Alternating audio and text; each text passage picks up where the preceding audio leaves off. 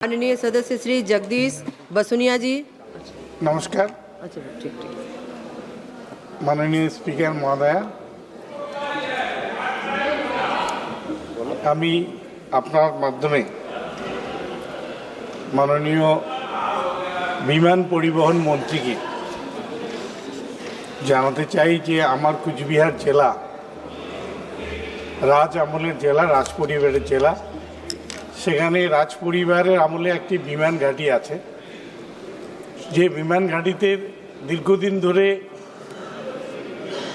আগে বিমান চলাচল করতো। 2023-এর পরে শুধুমাত্র 9 সিটের একটা প্লেন সেই কুচবিহার বিমানবন্দরে যাতায়াত করে।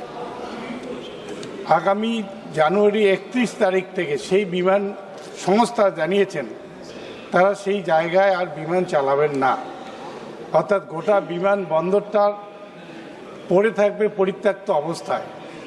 আমি আপনার মাধ্যমে কুচবিহার রাজ্যের, যারা একসময় কুচবিহার স্বাধীন রাজ্য ছিল, পরবর্তীকালে কুচবিহার জেলা ভারত সরকারের সঙ্গে অন্তর্ভুক্ত হয়, সেই জেলার মর্যাদা অনুযায়ী যে একটা মাত্র এয়ারপোর্ট, সেখানে যাতে বিমান পরিষেবা ব্যাহত না হয়, মানুষ যাতে সেই বিমান পরিষেবা সুযোগ পায়, আমি এই আবেদন আপনার কাছে রাখছি।